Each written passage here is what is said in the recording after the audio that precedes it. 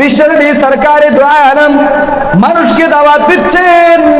মানুষকে দাওয়াত দিতে দিতে দিতে দিতে রাসূল আরবি সাল্লাল্লাহু আলাইহি ওয়াসাল্লাম মানুষকে কোরআনের বাণী শোনাচ্ছেন, হেদায়েতের বাণী শোনাচ্ছেন, দ্বীনের বাণী শোনাচ্ছেন।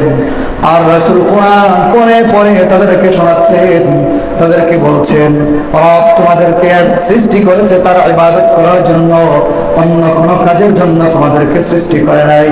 রব তো কোরআনুল কারীমের মধ্যে ঘোষণা করে দিয়েছেন ওয়ামা খালাকাতুল জিন্না ওয়াল ইনসা ইল্লা লিয়াবুদুন। রাসূল আরবি সাল্লাল্লাহু আলাইহি ওয়াসাল্লাম আয়াত পড়ছেন কোরআনের, ইয়া আইয়ুহান নাসু উবুদু রাব্বাকুমুল্লাযী খালাকাকুম ওয়াল্লাযীনা মিন ক্বাবলিকুম লাআল্লাকুম তাত্তাকুন। বিশ্বনবী সরকারে দু আলম মানুষকে কোরআন পড়ে পড়ে শোনাচ্ছেন, দ্বীনের দাওয়াত দিচ্ছেন, একাত্মবাদের দাওয়াত দিচ্ছেন।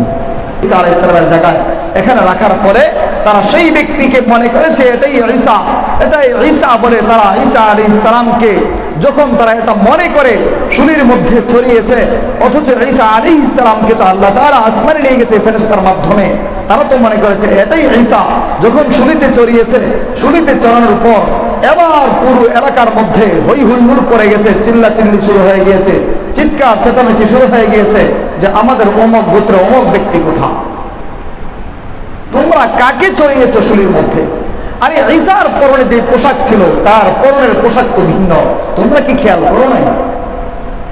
তার যে পোশাক রয়েছে তার পরনে, ঈসার পোশাক তো এমন ছিল না।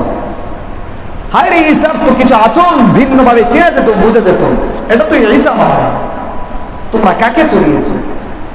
এবার খোঁজ নিয়ে দেখে আসলে ঈসা তো কোথাও নাই, আর যে তাদের বংশের মধ্যে যেই লোক ছিল সেই লোকও কোথাও নাই। এবার তদন্ত করে দেখে এটাই তো তাদের বংশের সেই লোক, যে লোককে তারা হেফাজত করে ঈসা আলাইহিস সালামকে শুলিতে চড়িয়েছে। অথচ রব্বে কারীম ঈসা আলাইহিস সালামকে হেফাজত করেছেন, আসমানে উঠিয়ে নিয়েছেন, আর তাদেরকে শিক্ষা দিয়েছেন তোরা আমার সাথে যেই গাদ্দারি করতে চাস আমি তো তোদের সাথে উল্টা খেলা খেলি। তারা যে ওয়ামাকারু ওয়ামাকারাল্লাহ ওয়াল্লাহু খায়রুল মাকিরিন, তারা রবের সাথে ষড়যন্ত্র করে, রব তাদের সাথে কৌশল করে। অথচ আল্লাহ পাক রব্বুল আলামিনের থেকে বড় কৌশলকারী, আল্লাহ পাক রব্বুল আলামিন থেকে বড় কৌশলকারী পৃথিবীতে আর কেউ নেই।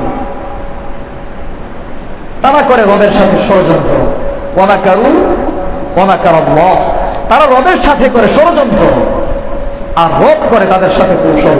তারা ষড়যন্ত্র করেছে রবের যে সৃষ্টি ঈসা আলাইহিস সালাম, তারা ঈসা আলাইহিস সালামকে শুলিতে চড়াবে এটা তারা ষড়যন্ত্র করেছে, আর রব তাদের সাথে কৌশল করেছে, ঈসা আলাইহিস সালামকে আসমানে উঠিয়ে নিয়েছে।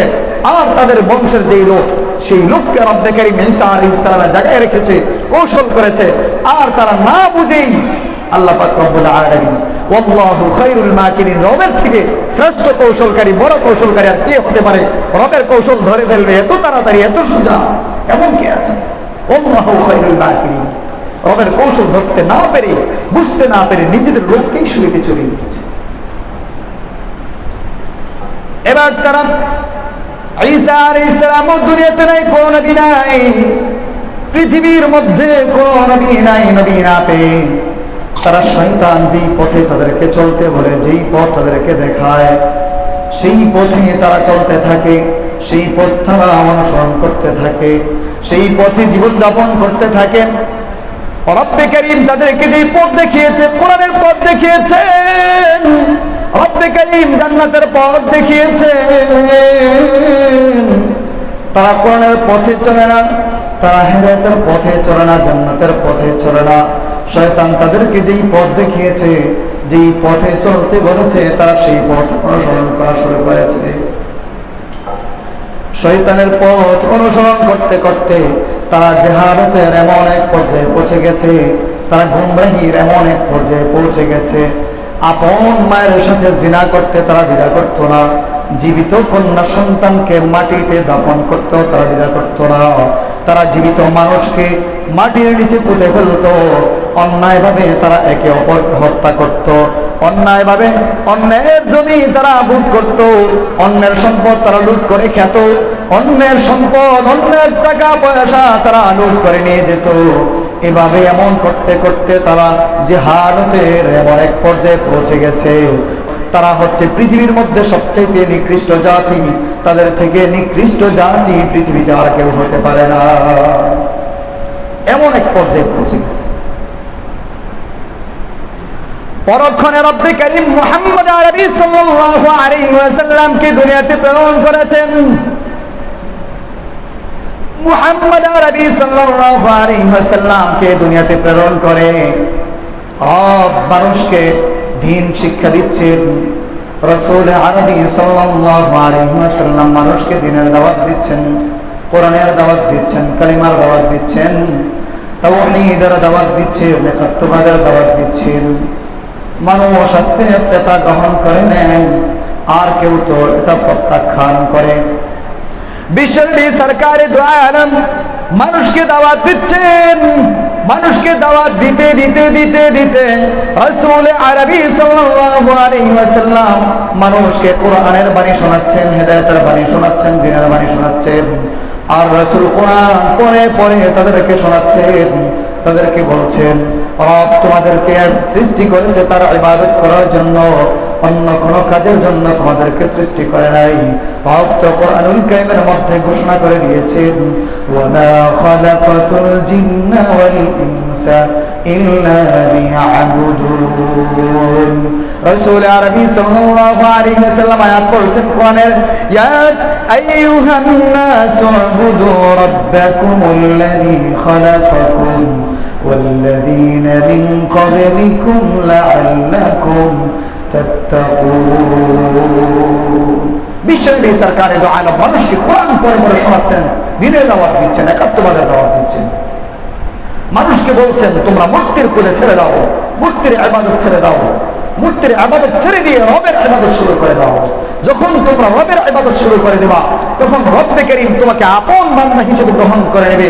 আর যখন তুমি রবের আপন বান্দা হয়ে যাবা, প্রিয় বান্দা হয়ে যাবা, রবের প্রেমিক যখন তুমি হয়ে যাবা, তখন পৃথিবীতে আর আখিরাতে কোথাও তোমার ঠিকানা নেই, কোথাও তোমার বিপদ নেই। সব জায়গায় রব তোমার হয়ে গিয়েছে, সব জায়গায় রব তোমাকে সহযোগিতা করবে, সাহায্য করবে। রাসূল আরবি সাল্লাল্লাহু আলাইহি ওয়াসাল্লাম যখন এমন করে করে মানুষকে দ্বীনের দাওয়াত দিচ্ছেন,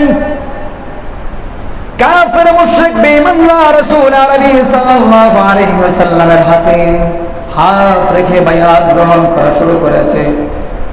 এক এক করে ইসলাম ধর্ম গ্রহণ করা শুরু করেছে, কালিমার দাওয়াত গ্রহণ করা শুরু করেছে, দ্বীনের দাওয়াত গ্রহণ করা শুরু করেছে, তাওহীদের বাণী গ্রহণ করা শুরু করেছে। রাসূল সাল্লাল্লাহু আলাইহি ওয়াসাল্লাম যেই পথ মানুষকে বাতলে দিয়েছেন, সেই পথ মানুষ অনুসরণ করা, অনুকরণ করা শুরু করেছে। মানুষ রাসূলের ইতাআত করা শুরু করেছে, আনুগত্য করা শুরু করেছে। রব্বে কারীম তাদেরকে জান্নাতের সার্টিফিকেট দুনিয়ার মধ্যে দিয়েছে। রাদিয়াল্লাহু আনহুম ওয়া রাদু আন যালিকা লিমান খাশিয়া রাব্বা। রব তাদেরকে পৃথিবীতেই জান্নাতের সার্টিফিকেট দিয়েছে। রব তাদেরকে বলেছে তারা পৃথিবীর মধ্যে সবচাইতে শ্রেষ্ঠ জাতি। উম্মতের মধ্যে সর্বপ্রথম জান্নাতে যাবে মুহাম্মদ আরবি সাল্লাল্লাহু আলাইহি ওয়াসাল্লামের উম্মত।